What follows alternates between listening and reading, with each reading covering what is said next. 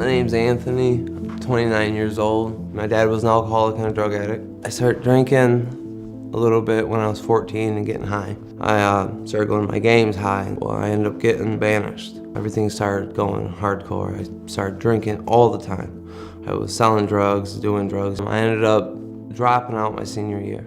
18, I started doing like cocaine and ecstasy and stuff like that. Acid, all those different things. My name is Patty. I'm 44. When I was 11, my mom's boyfriend molested me. And I told my mom that her boyfriend was doing that. The first thing she said was, "Don't tell your dad," which made me even more ashamed. But then she continued to go out with the guy for another 2 years after that. I was acting like a criminal. A high-speed car chase, crashed car, possession of marijuana, drunk driving, a bunch of stuff. I got in a fight with a cop, ran from the police. A lot of time in the county jail, 6 months, county year, 6 months, 90 days. You know, I got anything that the judges will give me. I got pregnant with my daughter when I was 16. And during that time, I was drinking a lot. Cocaine, acid. I got married to my husband when I was 27, and he was killed in a car accident when I was 29. I really secluded myself. I did a lot of drugs.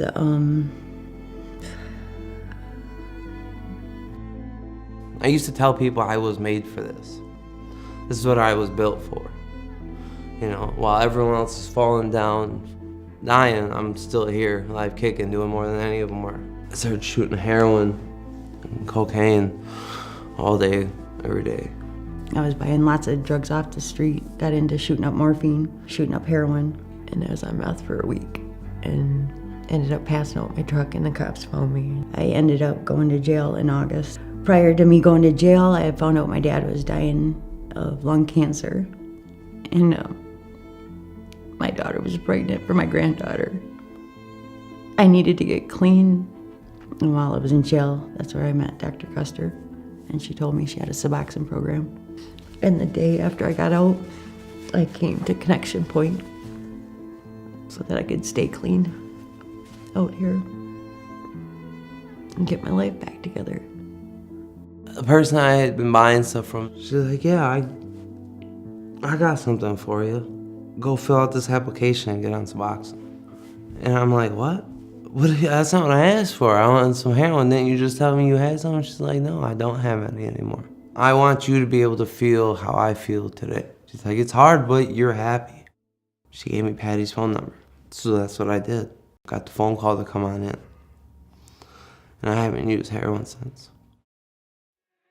I'm Dr. Michelle Custer. I'm a physician who's been practicing medicine for over 15 years. Shortly after 2013, I started Connection Point and went and did special training for certification of Suboxone, which is medication-assisted treatment. We would see a lot of people come back from wherever they did the rehab, and the cravings were so strong that it put them right back into using. Our focus is on the medication, but there's so much more involved in the recovery of an addict. There's so many social barriers that are out there, and people trying to get jobs. I mean, if you've been in jail and you have a felony, not too many employers will take somebody like that. This community needs to understand the depth of this disease, and it is a disease, and most people don't view it as that. I would love this community to treat it as cancer and embrace these addicts and give the resources that are needed for them. I would like to grow and have a more robust program, but there's much resources needed for that.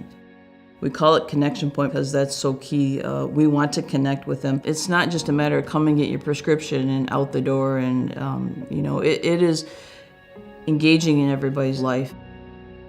I stepped completely out of my old life into this new life. Stability and the medicated assisted treatment and the change of scenery, I was able to be successful. Life is different for me, for sure. It's good. I do have a lot of self-respect back, a deep relationship with God. Before I got off drugs, I was hopeless. You know, I'd be pissed waking up every day. I'm not mad to wake up. I'm happy to wake up every day. I have a full-time job. I have belongings. I have everything I couldn't have before. Even though my life is boring, and I sit at home or I go to work, I'm happy. I would have never been able to do this if it wasn't for this program.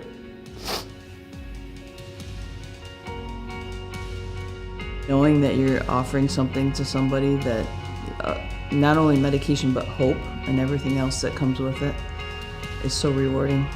I wouldn't trade this for anything. I love what I do.